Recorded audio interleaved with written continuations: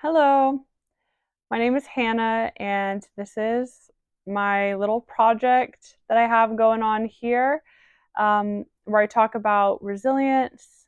I talk about recovery as a recovered person, and I talk about growing through life using creative processes to do so. Just the process of enjoying being alive and using resilient skills um, to help us enjoy being alive more, and kind of see examine our lives from a more kind of pared down perspective, instead of all these kind of really emotionally distracting narratives that we can hear in pop culture and, just people in general, these kind of narratives that don't help us really get to the bottom for ourselves of what our priorities are and, how to mentally structure our own narrative for our life as we move through experiences, through emotions, through choices, through opportunities.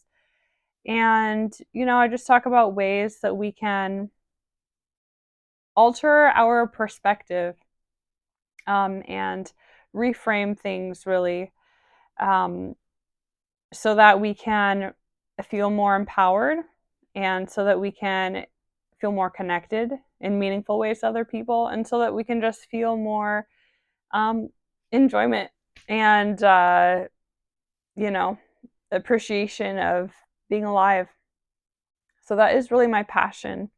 And the topic that I wanted to talk about today is this topic of after after we go through, using our tools. Okay, so we have certain tools, right? Right? We have certain tools for resilience. We have the tools that are so great. They help us to push ourselves. They help us to expand in this kind of stretching or like training way, So um, when you're exercising, you are training these muscles, putting them under stress and helping, you have all these ways that to help your body and your mind cope with some extra stress. And by doing that gradually, you help your muscles become stronger and, probably larger and ultimately more able to handle heavier loads, right? So we all understand training, this idea of training, and the same thing comes to, managing our emotions, our thoughts, and our bodily sensations, including sensations of pain, um, you know, um, or like strong fear, like panic attacks, for example. Um, so we learn to manage these um,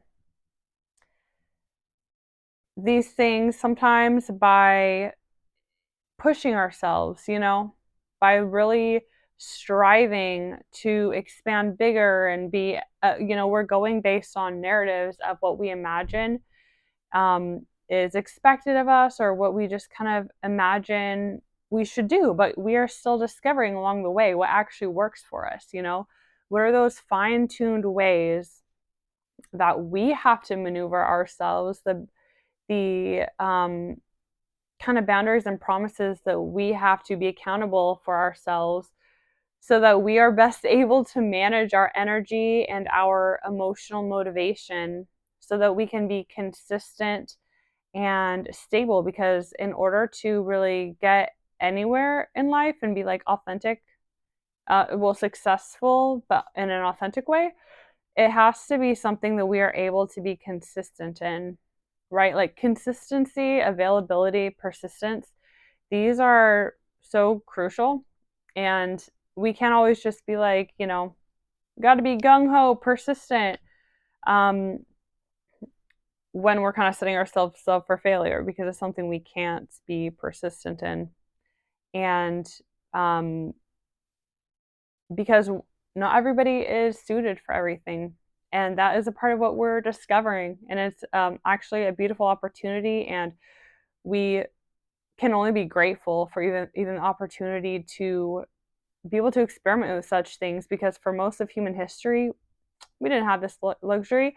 Even like the mass majority of people living today, I would argue, they don't um and that's kind of biased because I have my own opinions of how everybody wants to live. And people grow up in all different ways, right? So they have different goals and different desires for what feels relevant for them and how they want to live their life.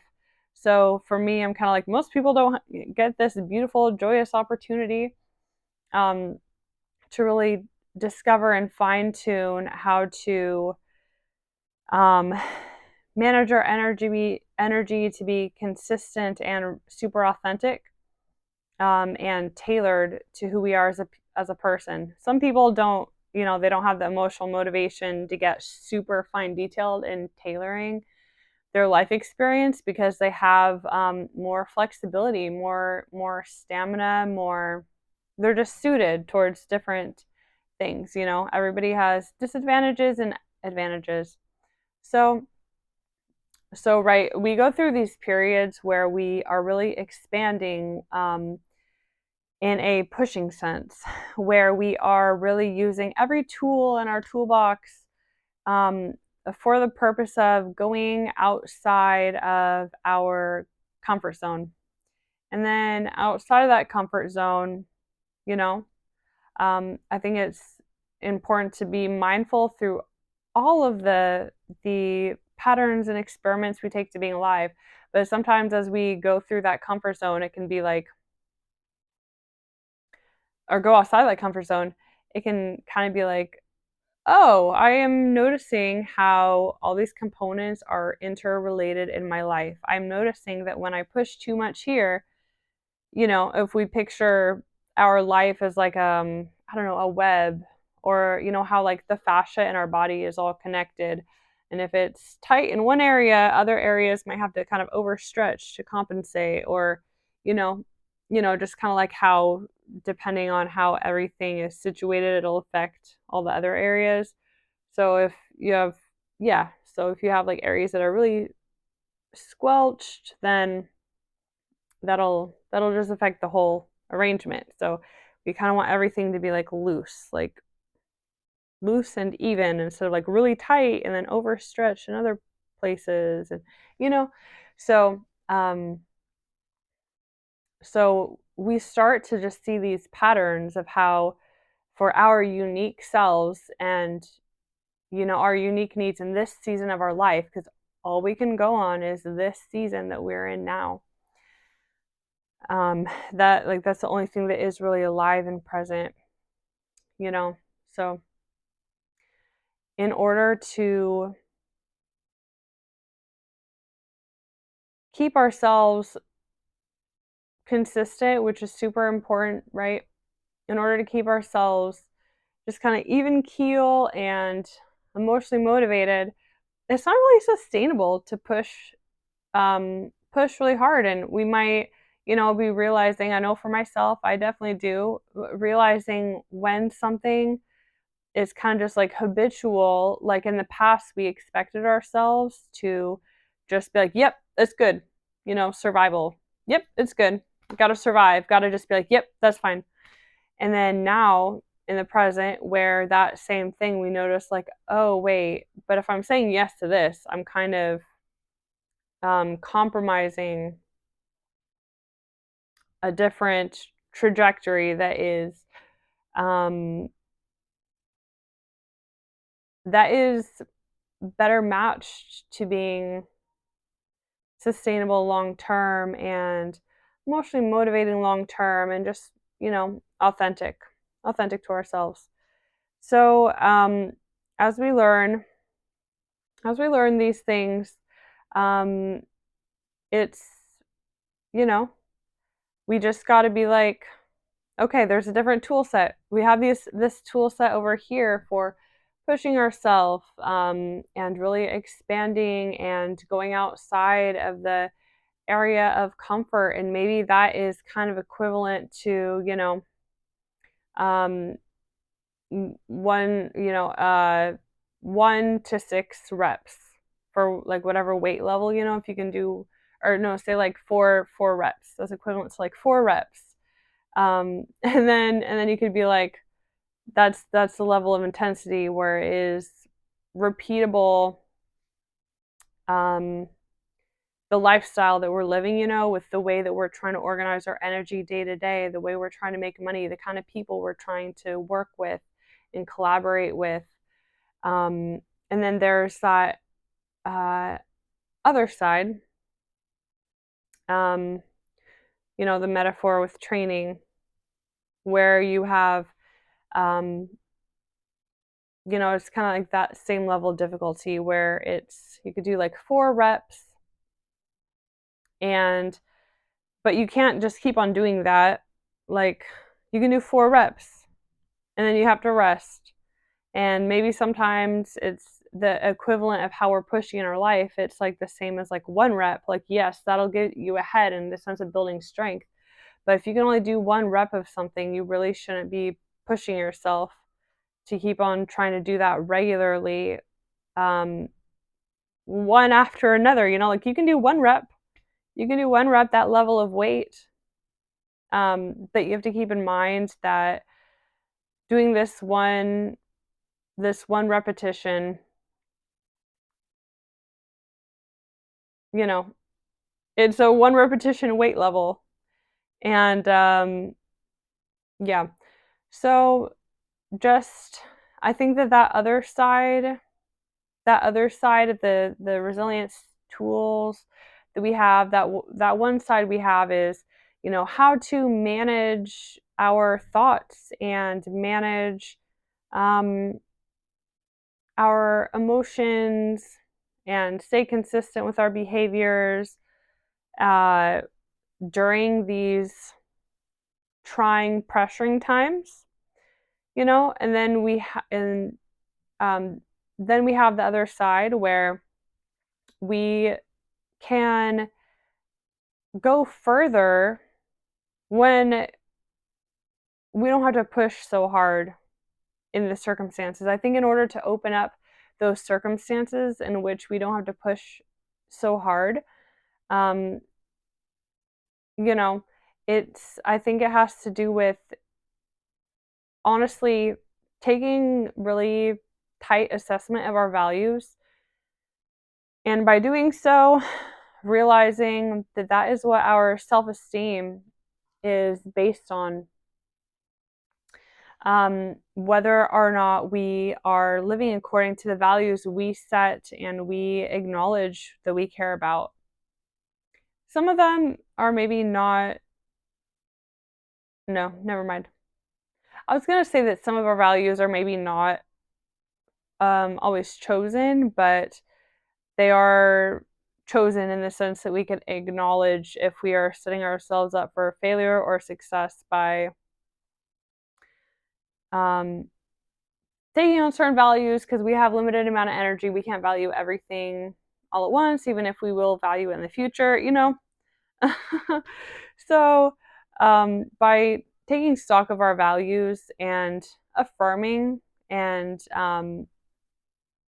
affirming ourselves, giving ourselves the proper, respect, and having friendships who can also give us the proper, um, that needed, lovely, beautiful affirmation that we love to give our friends, when we, are doing something, we've done something that is exemplary of, uh, really great values. Um, this is kind of the foundation to build our self esteem, even higher, because we all have self esteem, right? But it can never hurt to go higher. And by increasing our self esteem, then we're able to notice where we're still judging ourselves or not giving ourselves the right opportunity in situations. Some situations that would be more compatible for us and that would allow us to expand further in a more authentic environment, we can notice these ways that we can investigate in other directions. We can expand our opportunities and options and experiment with, you know, allowing ourselves and feeling good about ourselves, going after the things we care about in the ways that come more naturally to us, and not trying to put this pressure on ourselves to be some mythology of what we have heard that somebody doing this task must be this in order to succeed. Just acknowledging that so many people succeed in so many different ways, and um, they have their own approaches to things. And we can have our own approach to things that is, you know, um, authentic, and that helps us regulate our energy to be able to be more consistent, um, and to really have that understanding and commitment with the people who we collaborate with and we connect with and we just have mutual interdependence with, right? It's Libra season. We got to talk about interdependence and be thinking about interdependence.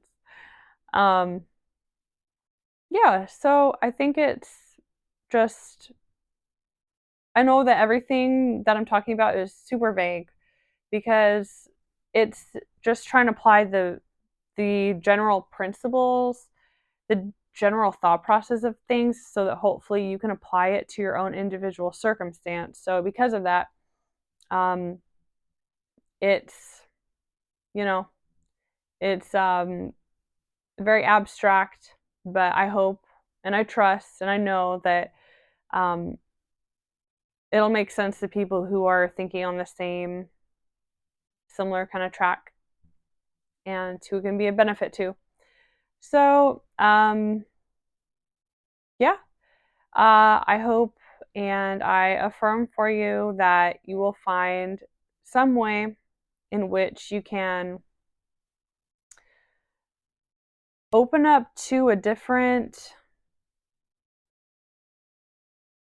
understanding of yourself, a different understanding of your identity, um, a different understanding of who what characteristics or visuals or um, forms of expression you have to embody in order to um, succeed in the area you're thinking of, and um, just remember that when we don't judge ourselves negatively, when we take the time and space to understand how to, process everything we've been through in a compassionate light and in a realistic light, in kind of an ecological light, understanding ourselves as, the same as like a plant that has been impacted by the resources we have access to, and or like an animal who has been impacted by the experiences and resources we've had access to. Resources including information. Sometimes information is transmitted just through cultural practices and traditions, not necessarily like, what we say or teaching in a more formal, direct, explicit way. Um,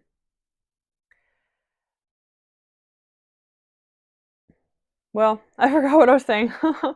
But yeah, I think it's really important to just honor what is authentic to us, and um, who we have been, and to understand ourselves in a beautiful light, in the present, um, and have an understanding for everything that we've been through, uh, because that is really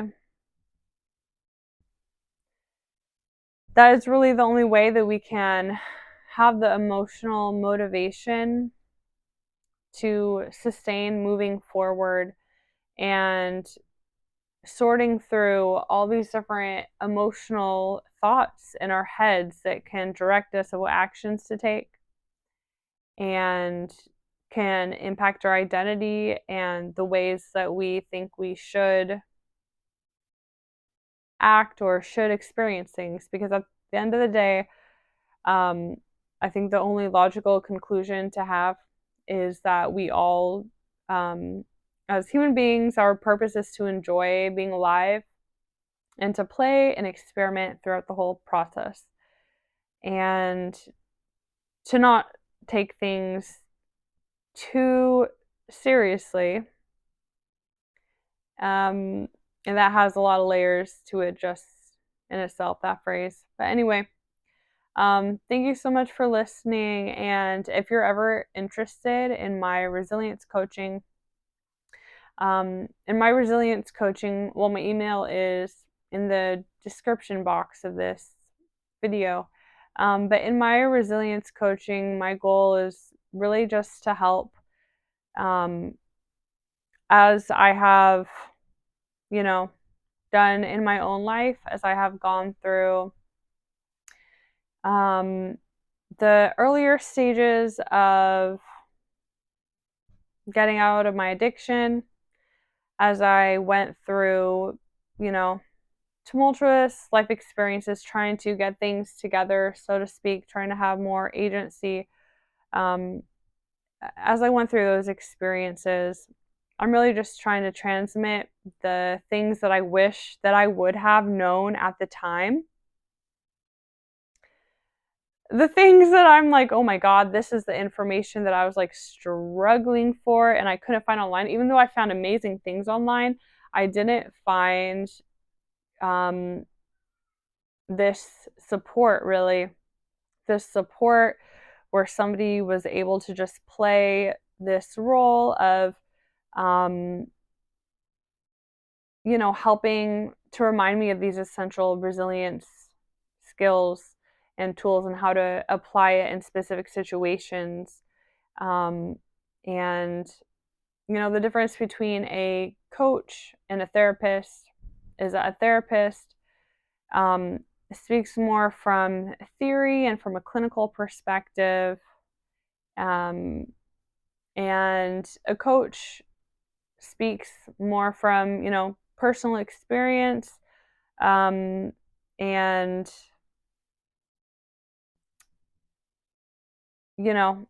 order to be a coach to other people, we have to be that coach to ourselves, first, and to understand what really has made the difference in allowing us to continue and manage and lessen the distractions on the path, the emotions on the path, that are the bodily sensations on the path that are real. They're real, but they are also not needing to dominate the lens through we see the world, because our whole goal is to enjoy the process and to go after the things that matter to us and live the lifestyle that gives us that security, that feeling of security that personally moves us. So, yeah, thank you so much for listening, and I will be back soon. Take care. Oh, wait, I forget. I have this cool little clicker now. I don't have to press the thing. It didn't work.